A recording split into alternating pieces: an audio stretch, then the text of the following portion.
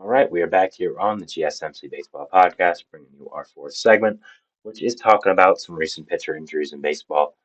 Now, of course, there are always a lot of pitcher injuries in baseball, especially this year with all the Tommy John and elbow stuff. But these are just three guys that did happen to get injured, and I wanted to kind of bunch them into a segment and talk about them.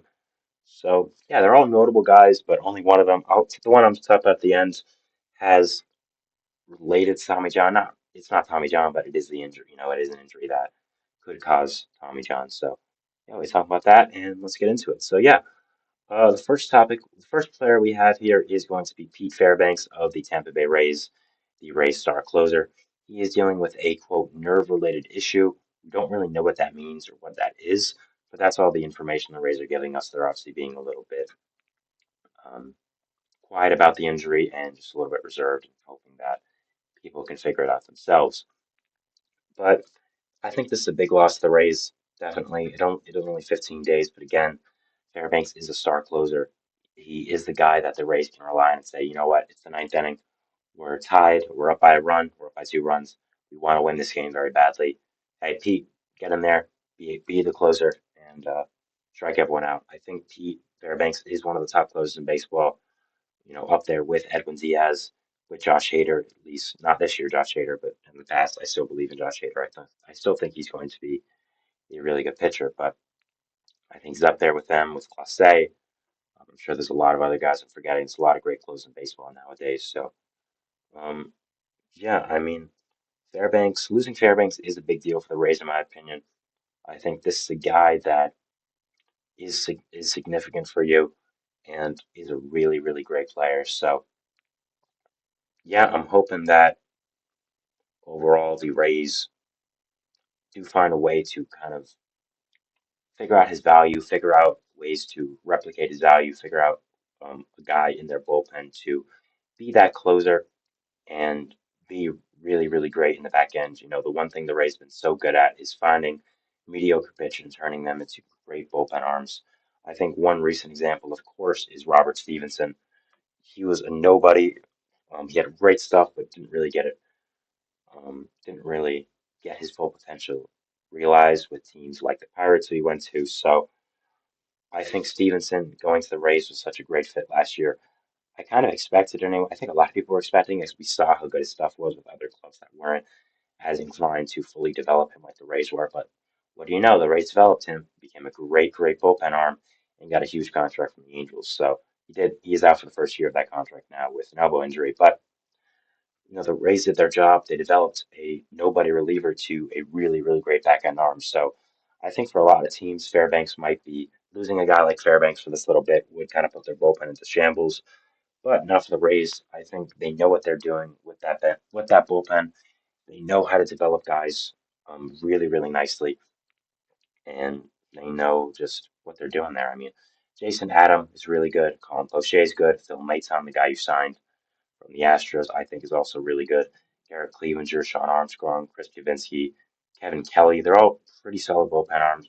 And if they aren't, they at least have something of interest to the Rays. They at least have a pitch that I think the Rays really like or think they can work with. You just signed Erasmo Ramirez back. He did play a few years with the Rays before, so I think that could be a guy you look towards to see, can we develop something out of him? Can he become a really good bullpen arm for us in the future?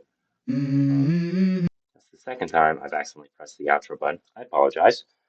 Um, but yeah, I think that getting one of these, getting one of those mediocre pitching arms, one of those mediocre bullpen arms, to be a really, really great pitcher for the Rays team, I think is something they're really want to see, and really hoping for. So, yeah, not great for the Rays to lose Fairbanks. Not great for any team, of course, to lose one of their star closers. But if any team's equipped to deal with it, it is the Rays. They have a lot of ammo there in the back end of that bullpen.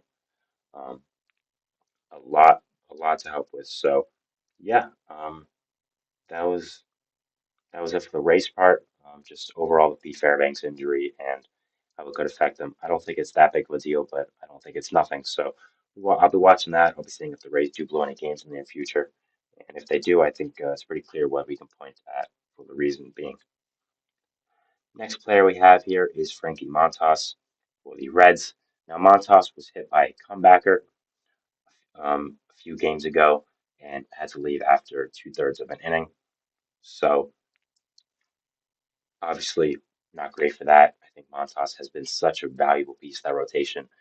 The Reds had a lot of great pitchers before with guys like Graham Ashcraft, Arna Green, Nick Lodolo, but they signed veteran guys like a Montas, like even Nick Martinez, that really solidify that rotation, give them some really solid innings, and kind of give the younger pitchers as well a mentor to look at and prove with. So it is unfortunate that Montas is out, and he he is going to be placed on the 15-day IL by the Reds.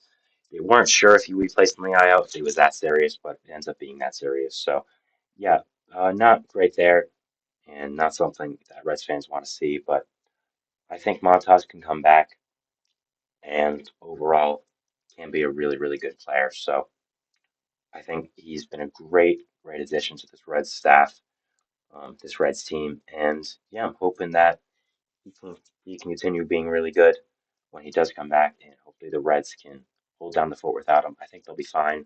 Again, they have a really good rotation, really good rotation without him. Nick Lodolo, Hunter Green, Graham Ashcraft, Nick Martinez, who they signed. So there could also be some other young pitchers that could potentially fill in. A guy like Brandon Williamson, or a guy like Andrew Abbott. Those are potential guys to fill in. I think Montas' place in the rotation, and maybe they run with it, and we see what happens when Montas comes back. But yeah, I don't think Montage injury should be long term. I think he'll be back probably after the 15 days pretty quickly. So that's a really good sign there for the Reds. But hoping everything is good for him and hoping he comes back even better. Next player we have, final player we have is Merrill Kelly, who was scratched from the start a few days ago with a shoulder injury. We didn't know if he'll be on the injured list, be placed on the injured list, but it is now apparently he is expected to be placed on the injured list. Now, the good thing is, even though it is a shoulder injury, he should spend the minimum amount of days on the injured list. He shouldn't spend too significant of a time there. So that could be a positive. But still, I think anytime you have a shoulder injury, if you're a pitcher, it is something to kind of give a double take to, give like, oh, okay, that's not great. And I think that's really what it is with the Diamondbacks right now. You're hoping it doesn't balloon anything further. I don't think it will, but with the injuries you've already suffered to your rotation, you really cannot handle it. Zach Gallen, you have, of course, who was a real ace.